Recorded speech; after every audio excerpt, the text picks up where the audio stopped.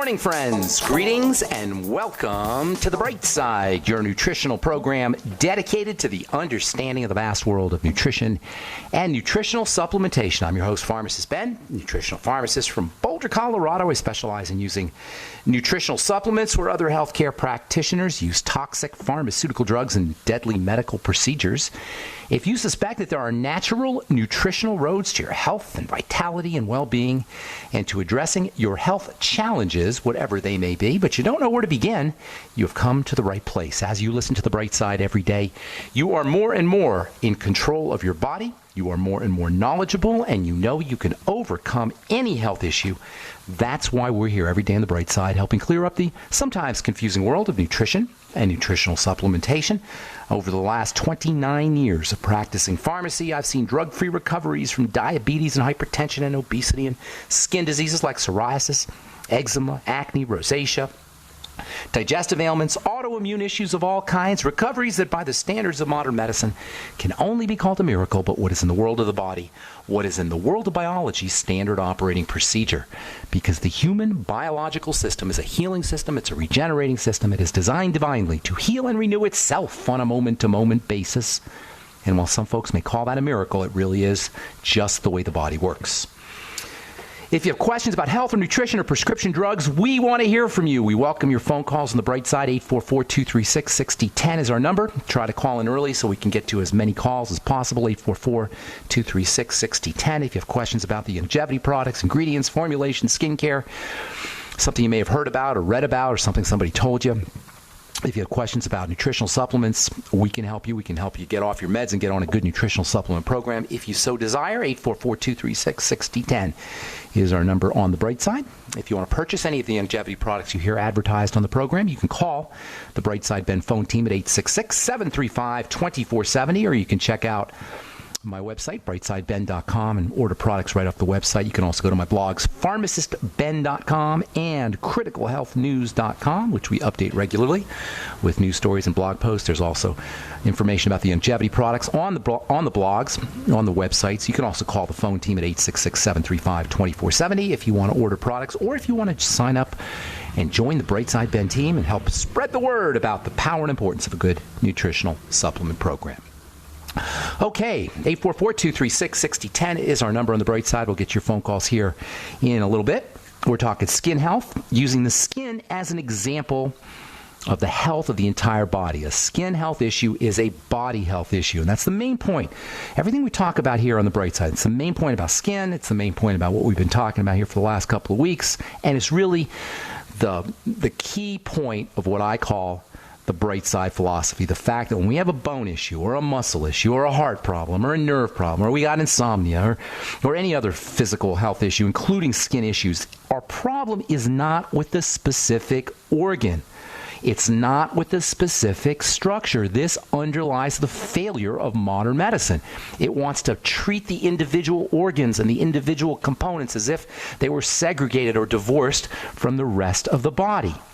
The body is a whole system. Everything is connected to everything else. The way you deal with a body problem is by addressing the health of the entire body. And once we understand this, it's going to become clear why doctors, and especially why specialists, are so impotent and helpless when it comes to reversing or eliminating disease. We rip on the medical model here all the time. I'm guilty. Mea culpa. Guilty as charged. But nothing highlights the utter intellectual bankruptcy, the health stupidity of the modern medical model more than specialists. Yes, doctoring really has no place when it comes to taking care of health, with the exception of stitching us up if we get hit by a bus. Or if we have something gets cut off of our body, surgeons can reattach it, and that's a miracle. Modern medicine, in terms of its technological prowess, in terms of surgery, is really quite miraculous. But as far as day-to-day health goes, medicine is a failure. Doctoring is a failure. But nothing is as utter a failure as specialists, or as specialism, if you will. Specialists, like all doctors, are helpless when it comes to reversing or eliminating disease because health challenges are not special problems. They're not problems of special systems or of special organs or of special chemical processes. They're whole body problems. We said this so many times in the program. All disease is cell disease, and all disease involves the same basic breakdowns: nutritional deficiency, sugar, and the accumulation of sugar toxicity and toxicity in general, and oxygen deprivation. Last week we talked about the relationship between low levels of oxygen and the formation of pimples, zits. When was the last time you heard your dermatologist talk about ductal hypoxia? That is, low levels of oxygen in follicles and in pores. Yet we know, according to a paper published in the Journal of the American Academy of Dermatology, May of last year, low oxygen in pores and in follicles, ductal hypoxia, that's the fancy way of saying it, was referred to as the missing link in the medical understanding of acne. Yet we still see stupid commercials for antibiotics that can cause chronic diarrhea and sun reactions and hyperpigmentation, an antibiotic called Onextin for adult acne. We still see these crazy strategies of killing bacteria, or benzoyl peroxide and tetracycline and doxycycline for treating acne, which is a manifestation of the same stuff that goes wrong when you have arthritis: nutritional deficiency, low levels of oxygen, and blood sugar issues. The bottom line here, folks, is if you have a skin issue, you got a health issue. If you have a skin issue, you have a body issue. Psoriasis, think digestion, food allergies, fatty vitamins, EFAs, minerals. Use probiotics and digestive enzymes. Nothing here is about the skin specifically, right? I'm not saying rub this on your skin. I'm just saying take care of your digestive system. Guess what? Your psoriasis will improve, and your likelihood of getting some horrible degenerative disease like cancer will decrease as well. Acne, think zinc and vitamin A, lower blood sugar, stabilize your insulin. Do you know until the 1960s dermatologists called acne skin diabetes, and they used to use diabetic medication for their acne patients? Acne is a hyper condition. Acne is a hyper proliferative condition. That means it's a hypergrowth state. Cells are dividing super rapidly. Acne bacteria, the bacteria that are supposedly cause acne, technically Propionibacterium acnes, P. acnes, that's a technical name for the bad guy in acne. P. acnes turns on the functioning of insulin.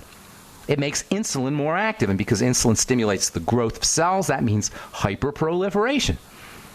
Yes, the P. acnes may be the direct cause of the formation of blemishes, but they work. The P. acnes causes the acne, causes the blemishes by affecting blood sugar and by affecting insulin. That means stabilize your insulin, and your acne will improve. That means stay away from insulin-spiking foods. Doctors or dermatologists laugh about chocolate and acne. They go, ha, ha, ha. Chocolate doesn't cause acne. Ha, ha, ha. Food doesn't cause acne. Ha, ha, ha. That's just crazy alternative medicine. Well, if your dermatologist says that, he needs to start reading his trade journals, including the American Academy of Dermatology, the Journal of the American Academy of Dermatology, and the Journal of Clinical Dermatology, etc. He should do some research. If your doctor is telling you that it has nothing to do with what you eat, your zits and your blemishes. Acne bacteria affect insulin. Insulin affects growth. Acne is a growth condition, skin cells dividing rapidly, at least partially. By the way, zinc not only down-regulates this pathway, zinc not only stabilizes insulin, but zinc also is involved in sugar metabolism. And zinc also has immune-boosting properties. And zinc also has antimicrobial properties. If you are taking your kid to a dermatologist for his zits, for his acne, or if you're an adult with acne, and you think you need a dermatologist, think again. You need zinc, not a doctor. 50 milligrams a day, zinc picolinate. Reduce your intake of insulin and sugar-spiking foods. Lay off the fruit juice and the desserts and the breads and the pastas, etc. Get on 50 milligrams of zinc picolinate. That's the best form of zinc. And get on your vitamin A, 20,000 IU a day. Throw in some selenium. Throw in some NAC. Use topical retinol in high concentrations. TruthTreatments.com. That's my retinol 5%. Not just for anti-aging, not just for dark spots, but also for blemishes. TruthTreatments.com. All right, I'm Pharmacist Ben. We're going to talk about dry skin when we come back from our break. You're listening to The Bright Side on the Genesis Communication Network. We'll be back right after this.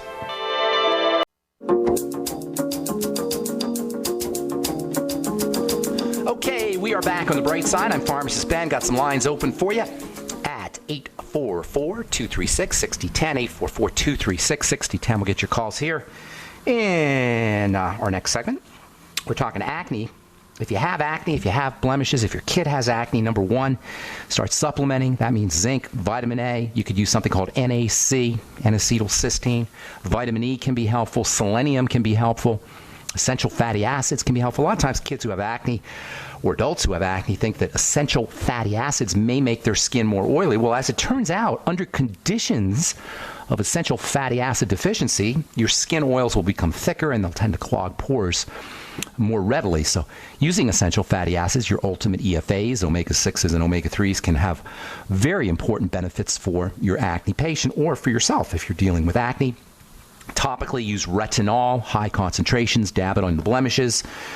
I like retinol at 5% concentration. That's why I made my truthtreatments.com retinol gel.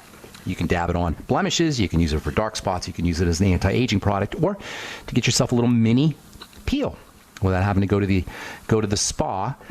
You can find out all about the retinol, my retinol gel, truthtreatments.com. Okay, 844-236-6010 is our number. We'll get your calls here in a minute. I want to talk a little bit about dry skin.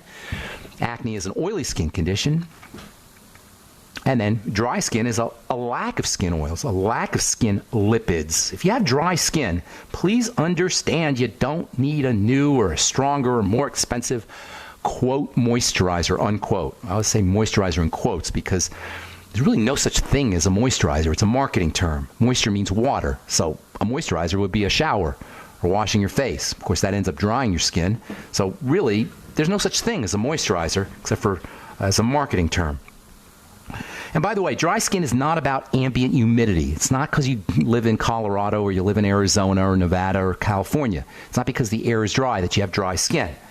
Dry skin is a lack of water trapping properties or a lack of water trapping chemistry in the skin. It's a water trapping problem. That's why you can drink all the water you want and it's not going to help your dry skin. I still hear skincare professionals and doctors and such saying, oh, you got dry skin, drink more water. No, wrong, bad answer. You can drink all the water you want and it's not going to help your dry skin. Has anybody ever had their dry skin disappear because they drank more water? No, never, because it's not a water problem. It's a water trapping problem. Under ordinary conditions, there are water trapping chemicals, water trapping molecules, water binding molecules in the skin. So if you have dry skin, you want to work on water trapping, water binding, not water. Almost everyone who has dry skin thinks it has something to do with lack of moisture in the air. It does not have to do with lack of moisture in the air, although low ambient humidity, low moisture in the air can exacerbate the problem, but it's not going to cause the problem. The skin is an adaptive structure, like the whole body is an adaptive system. It adapts. The skin is particularly adaptive. It turns over really quickly. Do you know that when you come to Colorado or Arizona or Nevada or the desert from Miami, say, or New York, somewhere where there's lots of moisture in the air to somewhere where there's not, under ordinary conditions, if we're healthy, our skin will make more water-trapping molecules. How cool is that? The skin will adapt to low ambient humidity, to low moisture in the air by making more water-trapping molecules. This is so cool. That means that if you have dry skin, all you got to do is figure out how to make more water-trapping molecules, water-binding molecules. Oh, guess what? Moisturizers, they suppress water-trapping molecule chemistry. Oh, yeah, moisturizers, the super high-tech ones that Jennifer Aniston recommends that we use, they suppress your natural moisture factor molecules. That's what they're called, the natural moisture factor. Somebody should tell Jennifer Aniston that her moisturizing cream is going to make her dry skin worse. How ironic is that? Our moisturizers make our dry skin worse. I used to work for Blistex. That's where I learned my skincare chops, if you will. That's where I learned how to formulate, is working for the Blistex Corporation, and we love that at Blistex. That's why you get addicted to your Blistex, because when you put it on, your lips stop making water-trapping molecules, and then your Blistex or your chapstick or whatever it is, Carmex, wears off. And now your lips are super dry, and of course you use more product, which makes them even drier, and then use more product, which makes them even drier. That's called getting addicted to your lip medicine or your skin medicine. Why is it that dry skin incidence increases with age? Why is it that as we get older, we have more dry skin to the point where almost 100%, probably 100% of adults over the age of 60 are dealing with at least some degree of dry skin? Why is that? Well, it's because as we get older, our bodies start to break down. And dry skin is the manifestation of a body breaking down. Dry skin should be regarded, like all skin problems, as an overall health problem. Fatty vitamins, must have for dry skin. I mean must have, especially vitamin A. Vitamin E to a certain extent also. Essential fatty acids, EFAs, omega-6s and omega-3s, your ultimate EFAs from longevity, a must-have for dry skin. And a healthy digestive system so you can absorb your fats, also important for dry skin. If you had a gallbladder taken out or you have intestinal problems, IBS, Crohn's disease, celiac disease, ulcerative colitis, if you have a pancreatic issue, this covers a lot of folks, you're going to have dry skin. And you can put all the moisturizer you want, and you can even take all the supplements you want. But if you don't absorb them, they're not going to have their benefits. Use your fatty vitamins with your ultimate enzymes. Use your fatty vitamins with apple cider vinegar. Use your fatty vitamins with bile, B-I-L-E, bile salts. Use your fatty vitamins with meals. All of these will upregulate the amount of nutrients that are absorbed into the blood. It's not what you take, it's what you absorb. And then we have the second of our dynamic duo of skincare ingredients. Vitamin A is the first of the dynamic duo of skincare ingredients, and then there's vitamin C. Vitamin C is ridiculously important for skin health, along with vitamin A. The two most important ingredients, the two most important vitamins, the two most important nutrients for your skin. Like vitamin A, vitamin C is a good time vitamin. It's the vitamin of the good times. It's a summertime vitamin. Vitamin C's presence tells the body that all is right in the world, that it can go ahead and build, that it can go ahead and make things. Vitamin C is found in fruits and vegetables. It's a produce vitamin. It's a summertime vitamin. It tells the body it's okay to grow. Under conditions of nutrient deficiency, when the body feels like it needs to husband or conserve its nutrients, when it is in a deficiency state, or if it's not getting nutrients, if it's not getting food, or not getting the correct food, nutrient loaded food, it's going to redirect precious nutrients away from the skin towards the heart and the bones and the internal organs and structures. The presence of nutrients, on the other hand, especially building nutrients like our dynamic duo, vitamin A and C, tells the body it's safe, tells the body all is good, tells the body there's lots of resources, there's lots of food, tells the body vitamin C's presence in the blood tells the body it's summertime and it's time to grow.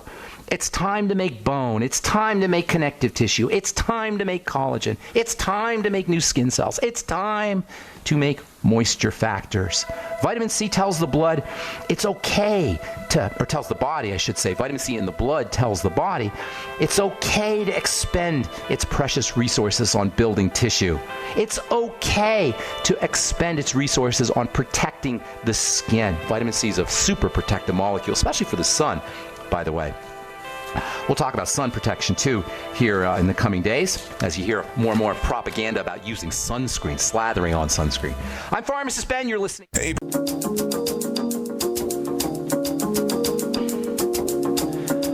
Okay, we are back on the bright side. I'm Pharmacist Ben. Thanks for joining us. We're on the air Monday through Friday, 8 to 9 Pacific and 10 to 11 Central Time, 24/7 on our archive page at brightsideben.com. If you miss a program, head over to brightsideben.com and you can pull up any of the archives. You can also go to benfuchsarchives.com. There's a search engine up if you miss a particular topic or you have a question about a specific topic. You can go to benfuchsarchives.com and search all the programs. Thank you to Peter in the UK for setting that up. If you want to purchase any of the longevity products you hear advertised on the program, please call the Brightside Ben phone team at 866-735-2470, or you can order products directly off my blog, pharmacistben.com and criticalhealthnews.com. If you're interested in purchasing any of my Truth Treatment products, retinol gel or omega-6 healing cream, or the Truth Balm or Truth Serum, both loaded with vitamin C, by the way, you can head over to truthtreatments.com, truthtreatments.com.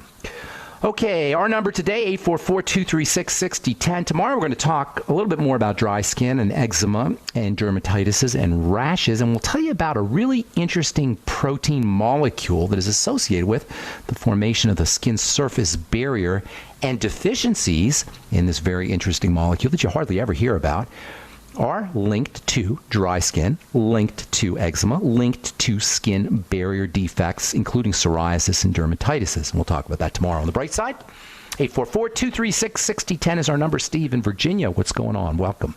Hello, thank you.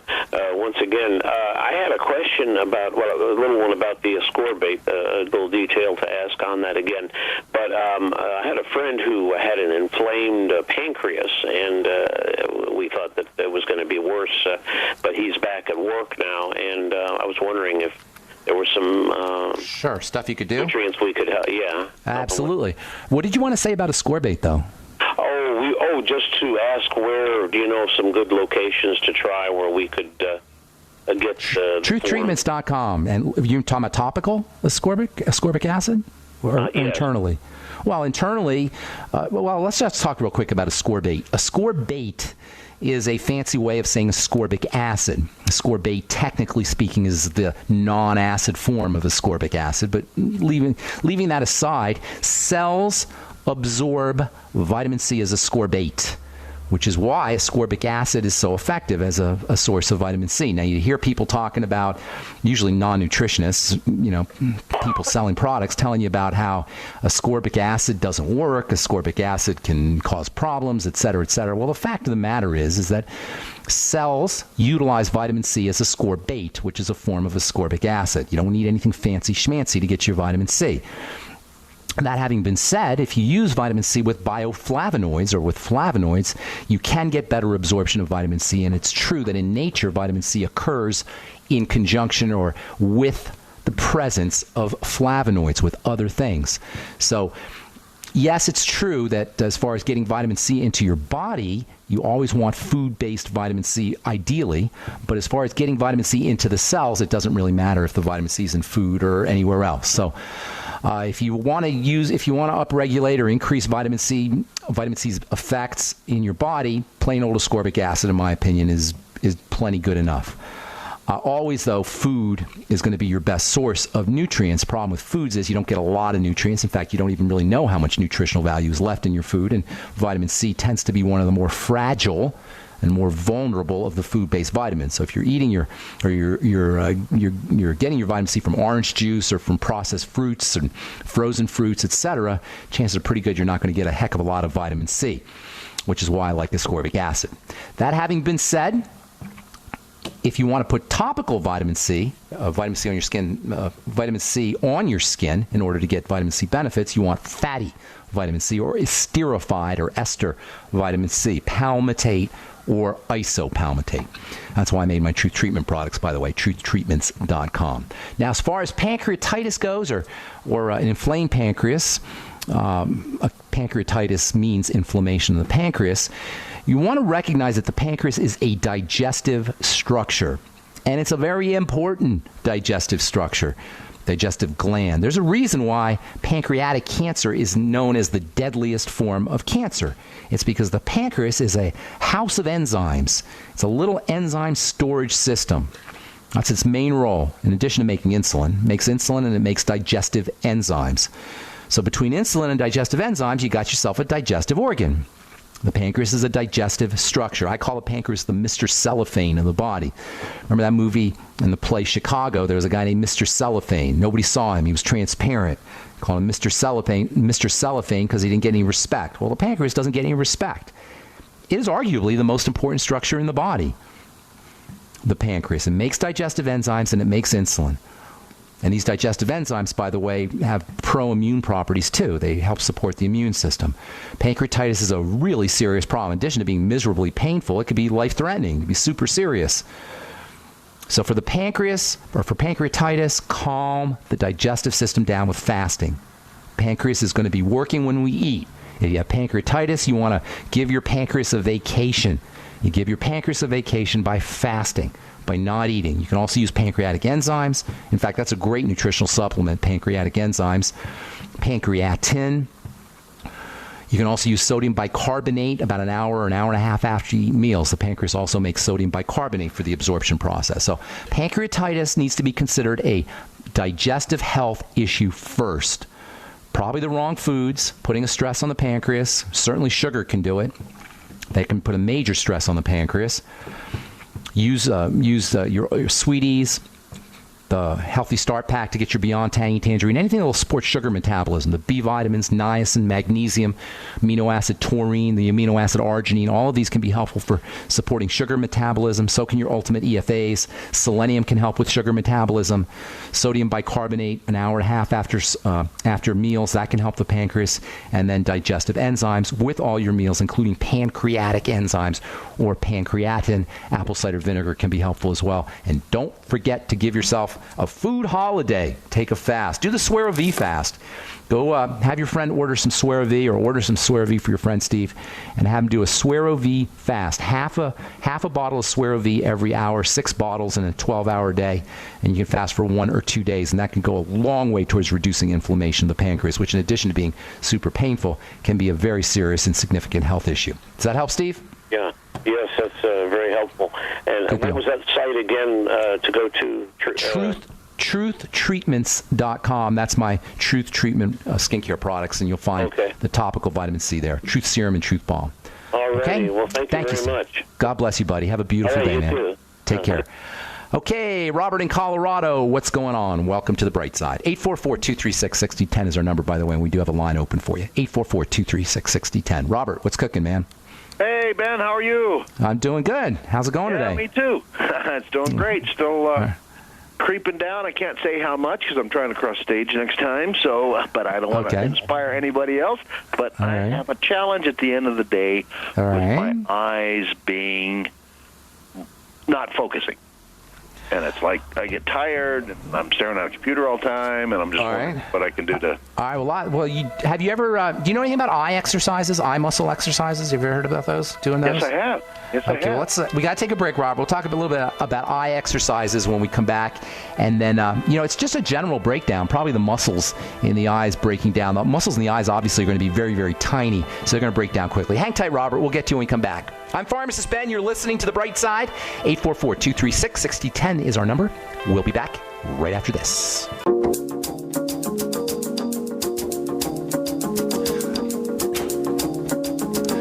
Okay, welcome back to The Bright Side. 844-236-6010 is our number. Got a couple lines open. Excuse me. Got a couple lines open for you. Talking to Robert in Colorado about eye health. Robert, eye exercises. That's the best thing to do if you have a problem focusing. You there, Robert?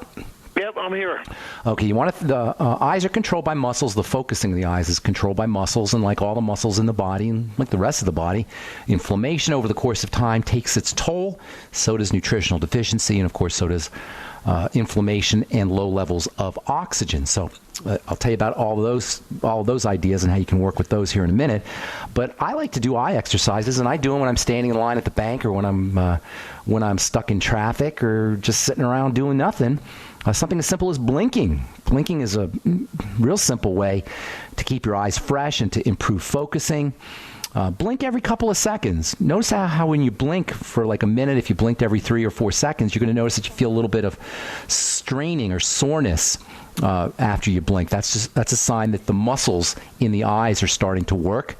That should go away if you do it maybe once a day or twice a day. Practice blinking every 3 or 4 seconds for maybe a minute or two.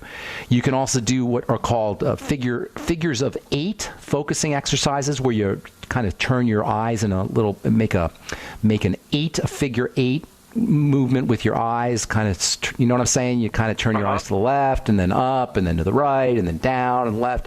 Kind of do these little circles, tracing a figure 8 with your eyes.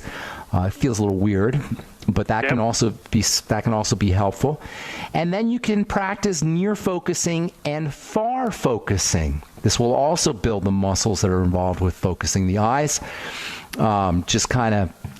Just sit there and put your thumb in front of your eyes and stare at your thumb with your eyes, and then stare past your thumb with your eyes. So you go into near focus, and then you go into far focus, and you alternate between near focus and far focusing. These are all exercises that you can do to build eye muscles. and that can help if you're nearsighted or farsighted, or you notice that your eyesight is starting to